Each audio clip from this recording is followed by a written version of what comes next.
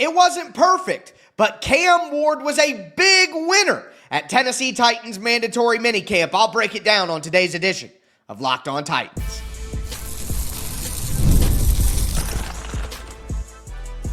You are Locked On Titans, your daily Tennessee Titans podcast, part of the Locked On Podcast Network, your team every day. Welcome to the Locked On Titans podcast. I am your host, Tyler Rowland. Titans fans, today's edition of the Locked On Titans podcast is brought to you by Game Time. Download the Game Time app, create an account, use the code LOCKEDONNFL for $20 off your first purchase. On today's show, we're going to do part one of my winners and losers from Tennessee Titans mandatory minicamp. We're going to go over my winners on today's show. On tomorrow's show, we're going to take a look at my losers. Today, though, we got to talk about the linebackers taking a step forward, the rookie weapon shining, and we'll start with Cam Ward and Will Levis, who I both think are winners from mandatory minicamp. Before we dive in, though, thanks again for making Locked On Titans your first listen each and every day. Remember, Monday through Friday, Tennessee Titans content all year round, always for free. You're not going to beat that anywhere else. Make sure that you get subscribed, stay subscribed. It's your team every day here on the Locked On Titans podcast. Speaking of every day, shout out to my everydayers out there tuning in Monday through Friday. If you aren't an everydayer, you need to be one. It may be the off season for the Titans, but there's never an off season here on Locked On Titans. We're going to do winners and losers from minicamp. We're going to do what the Titans plan is going forward throughout the summer until training camp. We're going to do division rival week next week. So much content planned for you guys. Again, make sure you get subscribed, stay subscribed. It's your team every day. With that being said, though, my big winners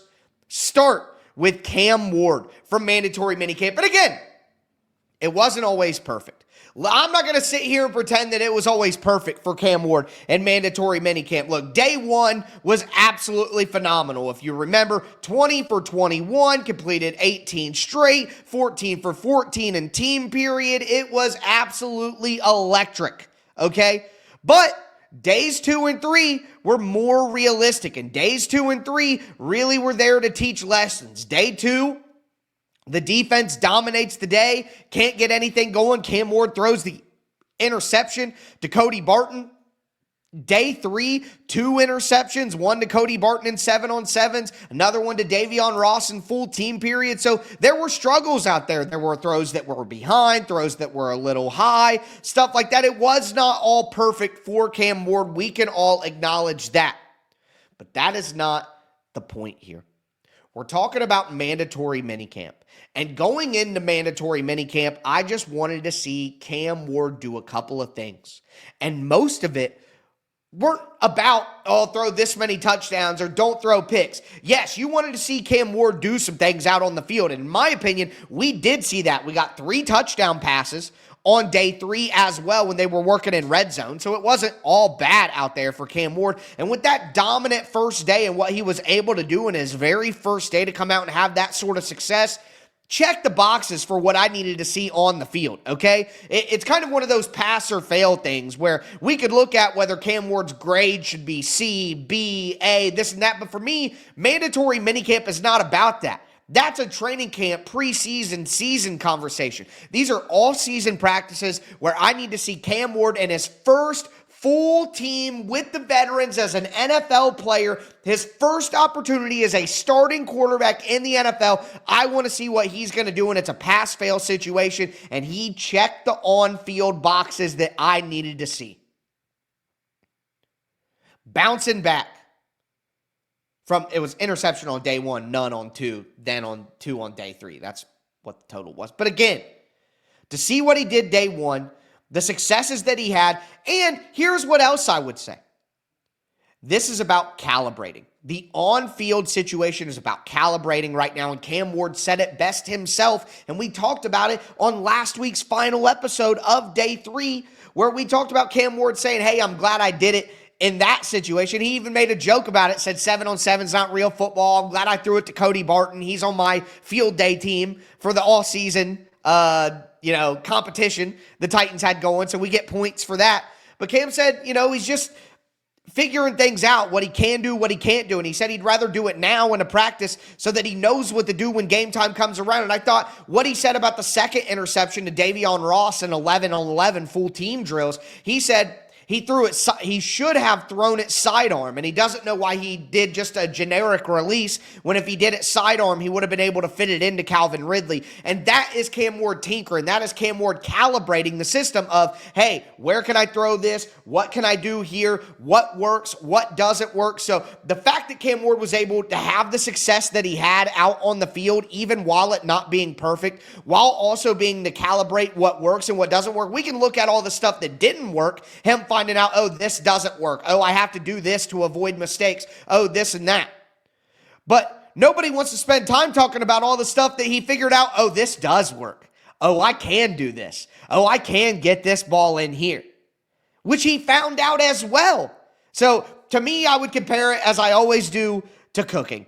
You know, you got to crack a few eggs to make an omelet. You got to mess up a few dishes to find the right recipe. There's a lot of failure on the way to success, whether it be football, cooking, life, business, doesn't matter. There's a lot of failure on the way to success, and you have to be willing to fail because failing is learning. And Cam Ward learned this week, but he also had success out on the field and the other boxes that mattered more to me. The swagger, the leadership, the command of the huddle. The amount of reps that he was getting. Because remember, the haters, like I always said, the Titans are talking about an even split. They even mentioned it's going to change. I'm not freaking out. They're not going to give an even split to Cam Ward and Will Levis. That's not going to happen. And we talked about it a ton, and it didn't happen. Cam Ward got the majority of the reps. He's the starting quarterback on the team. Will Levis is the QB2. So the swagger, the leadership, the command, the videos with Calvin Ridley in the locker room where they're messing with each other. Like Cam Ward, from the on-field to the learning opportunity to the off-field to the leadership to the locker room, Cam Ward checked every single box that I wanted Cam Ward to check this week. Every single box, he checked it. Biggest winner, the big winner, is Cam Ward from mandatory minicamp because, in my opinion, he didn't prove that he's going to be a great player. He didn't prove he's going to win MVPs. He didn't prove he's going to lead the Titans to the Super Bowl, but he proved he belonged. He proved he belonged, and he looked like a starting NFL quarterback. That, to me, is what was most important for mandatory minicamp for Cam Ward. And again, he checked every single box that I wanted to see him check. But I did want to spend some time real quick on Will Levis. We mentioned Will Levis. Will Levis is a big winner of training camp or of mandatory minicamp to me as well. And I know that we all don't care about Will Levis anymore. He's Woody, and we've moved on to Buzz Lightyear. See ya, partner. Don't want to play with you anymore. It's over. And I still personally, I admit, I think the smart thing to do here is to trade Will Levis, and I think the Titans should be actively working to trade Will Levis. That is what's best for the locker room. That's what's best for the team. That's what's best for Will Levis. What's best for Will Levis is a fresh opportunity. But just have some humanity for a second. Have some empathy for a second. Just for a second, let the fact that he made you feel bad on Sundays and he, made people tease you because your quarterback's Will Levis and you got to hear about the Mayo stuff and you didn't like him coming out of college and all these, just let all that go and just think about being a human. What Will Levis just went through over the last year has to suck. You failed miserably. You thought you had the best opportunity you've been waiting for your whole life, and you failed. And now everybody hates you, and half the fan base hated you the moment you were drafted and didn't want you to succeed and was hoping that you failed. So half of the people that are supposed to love you are hoping for you to fail. The other half are uncertain. And now the half that did like you doesn't want anything to do with you either. Forget the fans, your own bosses and most of your teammates are ready for you to be gone and are now showing allegiance to the new guy. All the while, it's not like you're dead. You got to keep coming to work in this scenario and in this environment where nobody wants you. The Titans proved that they don't want you because they drafted Cam Ward. The fans don't want you. Your teammates are all excited about the new quarterback and the new guy. They don't want you. And you got to keep coming to work and somehow play your best because you got a career that you want to continue. That isn't easy. Just be a human being for a second. That isn't easy.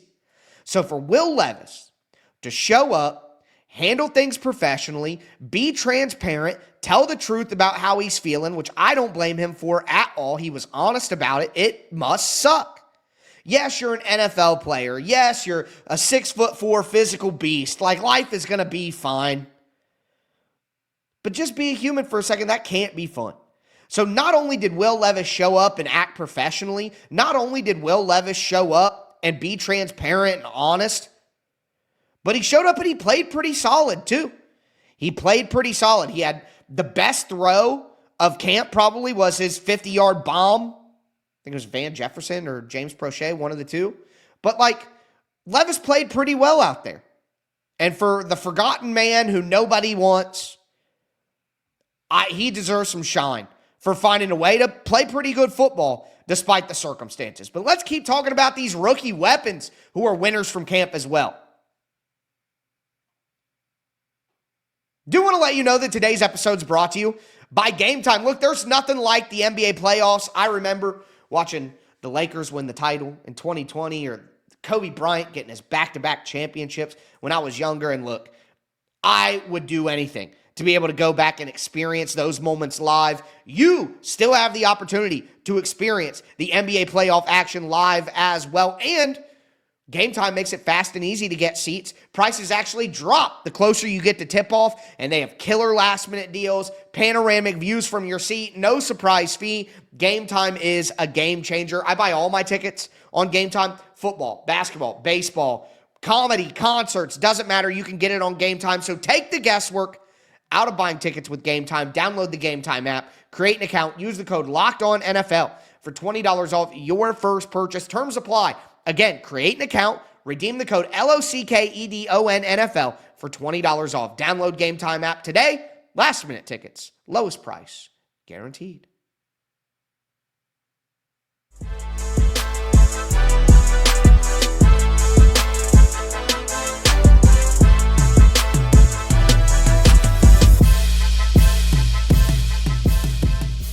Titans fans, let's continue today's edition of the Locked On Titans podcast. We're looking at the winners from Tennessee Titans mandatory minicamp. On tomorrow's show, I'm going to be looking at the losers from Tennessee Titans mandatory minicamp. This week, we're going to look at where the Titans go from here, what their schedule is going forward, and why every single part leading up to the season from now on is critically important. Also, we're going to look at the biggest remaining questions for the Titans going forward into this summer break. Again, it's like a 6-week, 5-week break for the Titans to get back on the field for training camp. But the content is not slowing down here on the Locked On Titans podcast. So again, make sure you get subscribed, stay subscribed to your team every day. Moving on.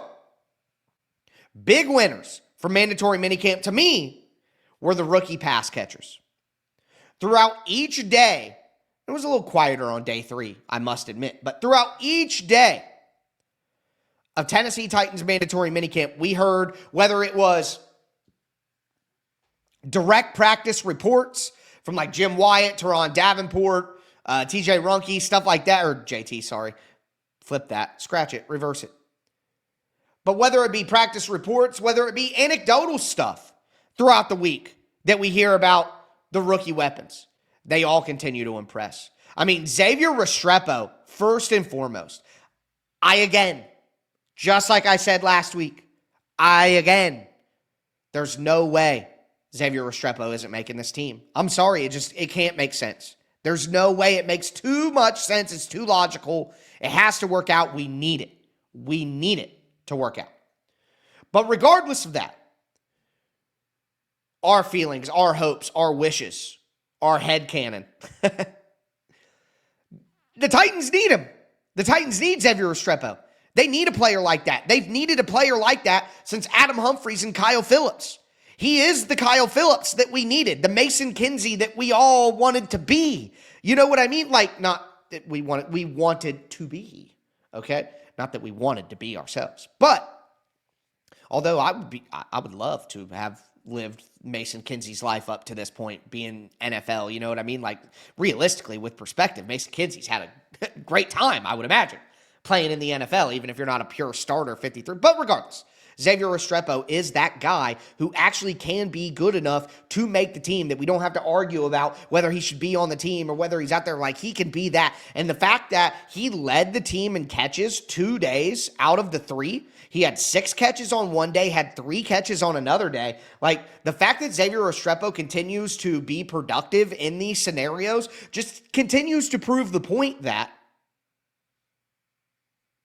this is a guy who should be on the team. And it's not just him and Cam Ward. It's not just, oh, he's Cam Ward's buddy. That's why you say that. That's why you think that. Blah, blah, blah. It's way bigger than that. It's more than that. And you know how we know? Because I remember on that 6-catch day, it wasn't just 6 catches from Cam Ward.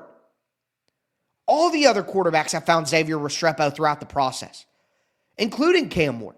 So not only does Cam Ward have chemistry, but Xavier Restrepo is finding ways to get open in other scenarios where it's not just Cam Ward's forcing the ball to his buddy. Like, Brandon Allen found him a couple times, and Tim Boyle and Will Levis. Like, all of the quarterbacks have found a way to connect with Xavier Restrepo. You know why? Because he's open. Because he's open. And in these scenarios where, short pass underneath, quick over the middle, that is where he's going to excel. And that's exactly where they were finding him. So it's like proof of process, in a way. You could call it. The thing that this guy was great at in college is the same thing that he's great at now, and it's showing up again. So Xavier Restrepo is a massive winner here. Not only because, look, I can say that I don't see an outcome where he doesn't make this football team. But that doesn't mean that the coaches feel like that, and he's still got to earn his roster spot. So the fact that he's doing it and showing it, not only with Cam but others, it's great news. That's what we wanted to see. It's not just a fever dream here. He can really play. Same thing with Alec Iomanner. Multiple people at practice talking about Alec Iomanner. Showing up, contested catches, good route runner for a guy his size. He has so much that the Tennessee Titans need at wide receiver. So much. So I loved hearing that Iomanner was making plays and showing up out there. I think, again, all of these rookie pass catchers are big winners because they are clearly the best wide receivers. Tyler Lockett didn't really participate most of the time. So you know that Calvin Ridley's awesome. Okay, we know that. 1,000-yard receiver, top 30 wide receiver in the NFL. Calvin Ridley's a good player. Probably top 25 wide receiver in the NFL. I think is more fair. Any higher than that, we'll maybe have that conversation in a few weeks. But Chim DK, versatility on display. You got Tyke Tolbert talking about how, these guys are grinding. Like, Tyke Tolbert had Titans wide receiver coach, Tyke Tolbert, had a great quote about how all of the young rookie receivers have been coming in and, doing film study and how they're all so prepared. He said, quote, they're up here all the time. They don't ever go home. They're up here studying with the quarterback early in the morning. They stay here late. So their knowledge of the game, understanding and learning day by day has enabled them to get open. And I'm pleased with that. So not only are these guys the most talented guys, but they're prepared. They're ready. They're working. That's exactly what you want to hear. Big-time winners of mandatory minicamp are the pass catchers. And outside of the 3 wide receivers, Gunnar Helm, Luke Stalker had some comments. Titans tight end coach. Isn't it crazy to say that? Luke Stalker, Titans tight end coach. But Stalker talked about how Gunnar Helm shows up every single day. Like, he makes some plays and shows up every single day. He had one really good day, but he just continues to make plays. I think I saw somebody say, the Titans are going to have a hard time keeping Gunnar Helm off the field. And that's why I have predicted, since the moment that Gunnar Helm was drafted, that he will be tight end 1 this year. He will take the most snaps of any tight end this year. That is my prediction, Gunnar Helm. So, also want to mention some of these guys who aren't rookies, but are pass catchers who did show up. Bryce Oliver, 3 touchdown day on red zone day, the last 3rd day. And the coaches even said before practice, hey, Bryce Oliver hasn't made a lot of noise out here. He hasn't got a ton of targets, but we know what Bryce Oliver can do. And then he comes out on the 3rd day and has 3 touchdowns. And Tyke Tolbert's telling Teron Davenport, see, I told you. I told you, you know what I mean? As he's leaving practice. It's crazy. So shout out Bryce Oliver. second-year player, showed some stuff last year. The Titans need all the help that they can get. So let's do it. David Martin Robinson at tight end. David Martin Robinson at tight end. The Titans kept 5 tight ends last year on the roster, and I was like, why are they doing that? And then they had David Martin Robinson and Thomas Odukoye inactive a whole bunch at the beginning of the season. It's like, what are we doing? Why do we keep 5 tight ends on the roster if we're only taking 3 to game day? Well, David Martin, this is why. Because David Martin Robinson has been making plays. He's a great backup to Chigakonkwo, and quite frankly, if the Titans wanted to potentially trade Chigakonkwo in the final year of his contract, because they want to go with more Gunnar Helm, and they want to go with more Josh Wiley, and they want to go with David Martin Robinson as their move tight end, I think that David Martin Robinson having a pretty decent mandatory minicamp might make that easier. I don't think they're going to do that. I'm just saying, you got to look at the options here of what moves they could make, and that's one of them. Van Jefferson also deserves some credit. Fast, big, versatile. Literally can play all the different spots this early. Really smart guy. That's critical for the Titans to have that versatility and that size and that speed, because they need as much speed as they can get on the field. So if they have a bunch of speed guys like a Chim DK, like a Calvin Ridley, like a Van Jefferson, who they can all put out there at once, that's going to be critical. Do got to give some love to the trenches. All right? There's some love that is needed for the trenches. We're going to do that now on offense and on defense.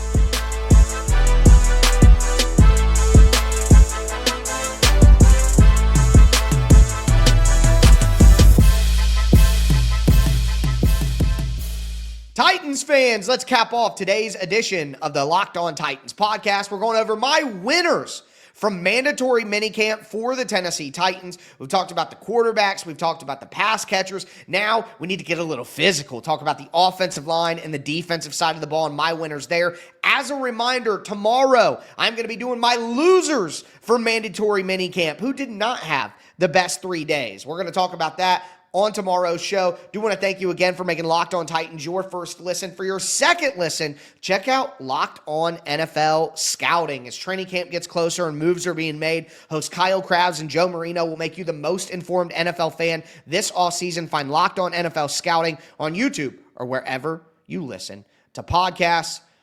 All right. Got to start with the offensive line. 2 big winners of mandatory minicamp on the offensive line. To me, number 1, J.C. Latham. Nick Holtz, Titans offensive coordinator, came out on day 2 and said, J.C. Latham has been our best offensive lineman in the offseason program. Been our best offensive lineman this offseason. The way he is moving, the explosion that he's moving with right now after losing 20-some pounds, he looks incredible. J.C. Latham should have an absolutely monster year. Big winner of the mandatory minicamp process, just with the shape that he showed up in, the comments about his offseason so far. Love hearing that. And then Corey Levin. Corey Levin was drafted by the Titans, I think, in the 6th or 7th round in 2017. Thanks, Sean Robinson. He was with the Titans for a while, was with the Buccaneers for a little bit, I think maybe even the Patriots for a little bit, but has been back with the Titans for the last few years. And he's just gotten rave reviews being the starting center right now in place of Lloyd Cushenberry. Lloyd Cushenberry obviously coming back from the Achilles injury. Corey Levin has been taking the first-team center snaps, and he has just held the position down. And quite frankly, I'm pretty comfortable with Corey Levin at center. I'd like to see Jackson Slater continue to compete and maybe push him for that spot by the back half of the season. But if Lloyd Cushenberry isn't ready to go to start the season, or God forbid there's a setback or anything like that, I'm pretty comfortable with Corey Levin. Is he incredible? No. But is he going to be the reason that the offensive line completely falls apart week to week? Absolutely not. Absolutely not. He will not be. So it's good that the Titans have somebody stepping up into a spot that's a big question right now. And we'll talk about big question marks going forward later this week. But moving away from the offensive line to the defense, Cody Barton, man. I talked about Cody Barton a ton on Friday's show, so I don't want to spend too much time here waxing poetic, but the change from Kenneth Murray to a more versatile player in Cody Barton and a more reliable player in Cody Barton, and I love his infectious attitude. He's more of a vocal leader, in my opinion, and a better mentor and teacher to these younger guys. Having Cody Barton as kind of the heartbeat of the defense, he was a big-time winner. He got 2 interceptions on Cam Ward. His mic'd up video was incredible, watching him mentor David Benda, the undrafted free agent out of Texas. Just everything about Cody Barton right now, his energy, the things he has to say, his performance on the field, everything makes me so excited about moving Kenneth Murray out and Cody Barton in. But next to him is really where I want to spend some time because, in my opinion, what could be the single biggest winner of Tennessee Titans mandatory minicamp is James Williams, the second-year, 7th round, converted safety, inside linebacker for the Tennessee Titans next to Cody Barton. We know Cody Barton has played awesome, but the spot next to Cody Barton has been one of the biggest questions and conversation points around this team the entire offseason. You had Otis Reese, you had Cedric Gray, you had James Williams, and to me, and based on everything that we've heard and seen, James Williams is the guy who has taken the step forward and is the favorite right now. James Williams has been making plays over the middle of the field in coverage, which at his size and his speed, and if you go back to his college tape, he would hit you. Like, he was ferocious downfield, and the thought was, oh, this guy can be a downhill linebacker in the mold of like a Kenneth Murray, who's also oversized, good athlete, ferocious hitter. So James Williams can maybe mold himself in that mode. But to hear about James Williams making plays in coverage over the middle of the field and 7-on-7 in team and getting his hand on a pass and generally just being in the right spot, being a converted safety, but being a guy who was looked at as more of a physical linebacker, if he can blend those two together, you truly have a 3-down linebacker that can blossom. And before mandatory minicamp and the off-season practices even kicked off, I had said, I think James Williams will be the guy to ascend. All right? I'm sorry, but I think so far Cedric Gray has been a major disappointment. I think that people can't come out and say that directly because he's still a young player. He's going into his second year. He got off to a bad start last year because of the injuries. But regardless of the reasons, the excuses, the logic, whatever, Cedric Gray has been a disappointment. He was not top 100, but I mean, just outside the 100, a high 4th round pick. He was expected to come in right away and make an impact, and he has not. And honestly, I think he's been jumped by a guy like James Williams, who I think is ahead of him in the pecking order right now. And then you have Otis Reese, who had an opportunity to maybe make a statement and say, hey, I'm finally going to be a real player you can use on defense and not just a special teams guy. And he missed time. And I don't think he has taken that step forward, and it's probably because he can't. So James Williams, to me, is one of the biggest winners, if not the biggest winner of mandatory minicamp for the Titans, because not only did the other guys in his competition not take that step forward, but he did. And he did look like a player who was a step above those guys. So James Williams, to me, massive winner here of mandatory minicamp for the Titans. Also, Femi Oladejo, Tavondre Sweat, Jeffrey Simmons on the defensive front. Simmons it makes such a big impact on this team when he's around. You know, they need his presence there. So I'm glad that he was there, not only making plays and had multiple sacks and disruptions at the line of scrimmage, but also his back and forths and his trash talk with Cam Ward. It just sets the perfect environment for the team. So love that. Tavondre Sweat, again, batted passes, getting into the backfield. Everyone's talking about him taking a big jump in year 2, and the Titans need it for a top 40 pick in the draft. They need him to do more than what he did last year. And hey, first year to second year, that's the natural progression. Femi was such a point of impression.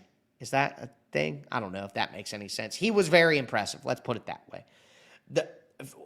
Multiple days, Femi in the backfield making sacks. Femi Oladejo getting pressure. Not just on some of the lower depth chart guys, but on J.C. Latham, on Dan Moore. Like, Femi Oladejo is making plays.